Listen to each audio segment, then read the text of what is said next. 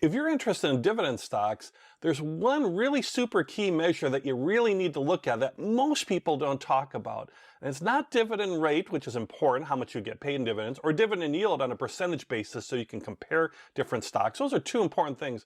But this hidden one is one that's talked about very little and something that can make a real difference for you. And we're going to learn all about this kind of super secret dividend measure coming up.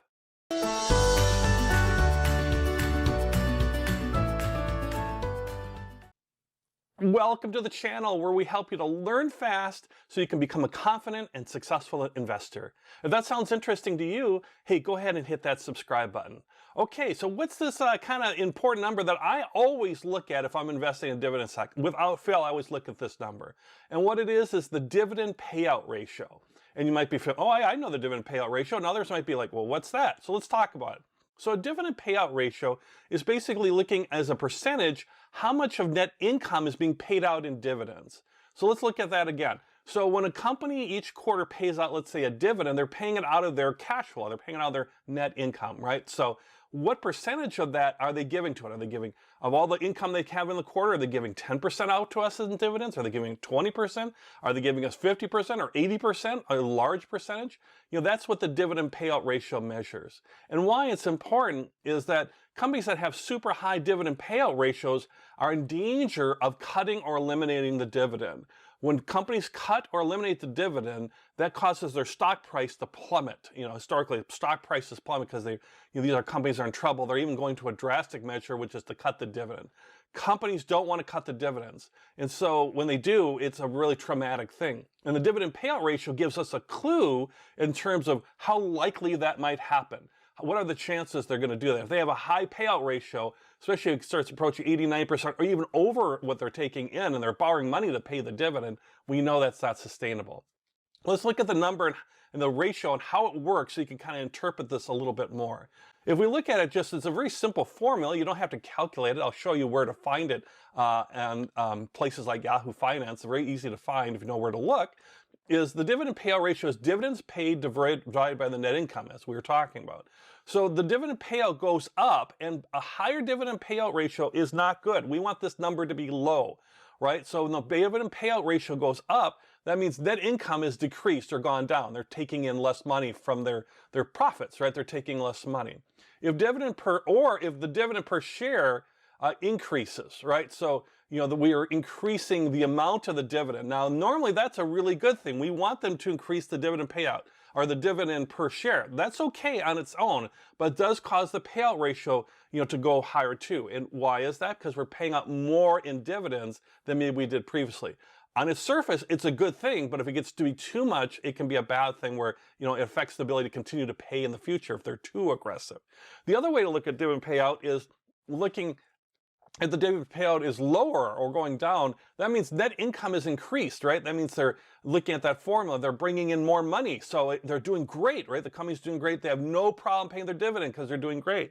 Or dividends per share decreases. That's a bad thing because we don't want them to ever cut the dividend, but that can also lower your dividend payout ratio and why companies do that at times.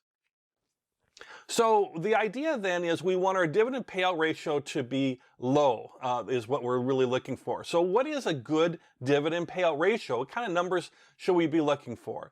And if we look here, we can see if you're less than 50% of your net income is going out into dividends, the rest is getting plowed back in the company, you know, that's a real good thing. So that's a really good, solid company.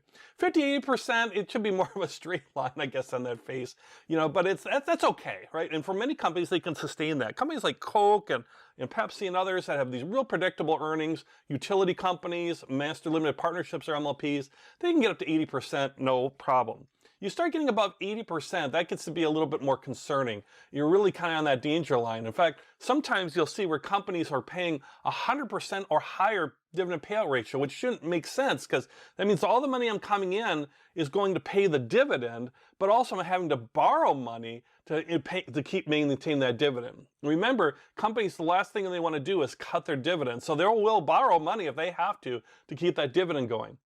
Now what happens? That means the company's struggling, their net income is down, they're borrowing more money. These are things that are not sustainable to keep that dividend going, and in order to survive, that's when they cut or eliminate their dividend. So when that payout ratio starts getting to be 80% or higher, that's something to watch for as far as that cut. So where can we find this dividend payout ratio? We don't want to calculate it for every stock. We just rather have it listed. And let me show you where to find that on Yahoo Finance. Real easy way to find it. You can find it in other types of programs too, but a free, easy way is just simply at Yahoo Finance. So I'm at Yahoo Finance, and you can see that I have, I got pulled up the Coca-Cola company, right? Coke, K-O.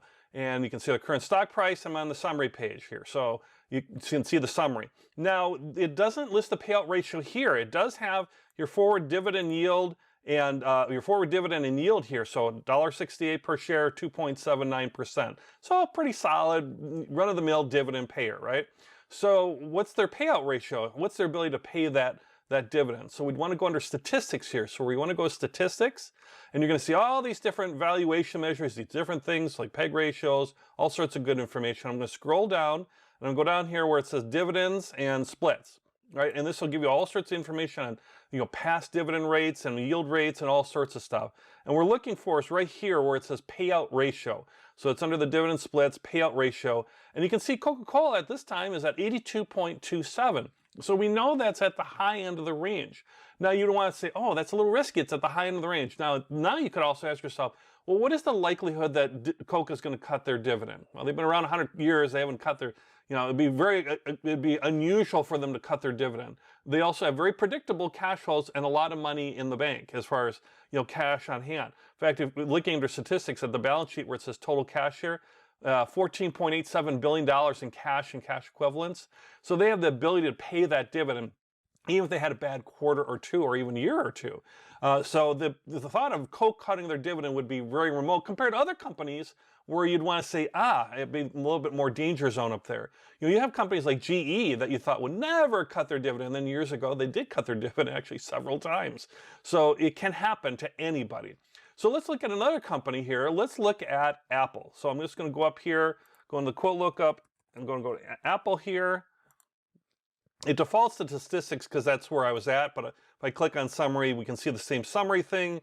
And you can see it pays a little dividend, right? 0.88, and it's 0.48 on the dividend yield. Stock price is higher, much higher, so it pays a smaller percentage.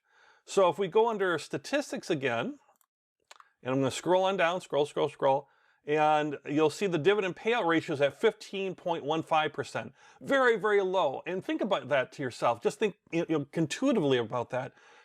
Apple generates tons of profit. So the reason their payout ratio is low is that they generate so much income and they pay a smaller dividend per share that, by doing those two things, they can have this very small, very safe payout ratio. In fact, you probably are not investing in Apple for their dividend. It's a nice little extra bonus, but you're investing in Apple more for its growth stock potential, the ability to create new products and services and raise that stock price and have your price appreciate over time. But they could also increase that dividend over time as well too. And since they're so profitable, that's a really good opportunity. If you look at their cash on hand, 62.64 billion. Again, between the income they bring in, the cash they have on hand, their reputation as a company and their branding and all that. The last thing another company you'd see, the last thing they want to see is Apple cuts its dividend because it's really struggling.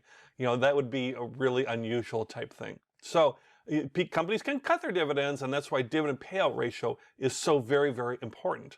That's why one thing I look at, because I like to invest in dividend stocks that are really predictable, right? For that portion of my portfolio, I don't necessarily chase yield. I want a good, high-paying dividend stock, but certainly something above the average, maybe above 3%. That would be great.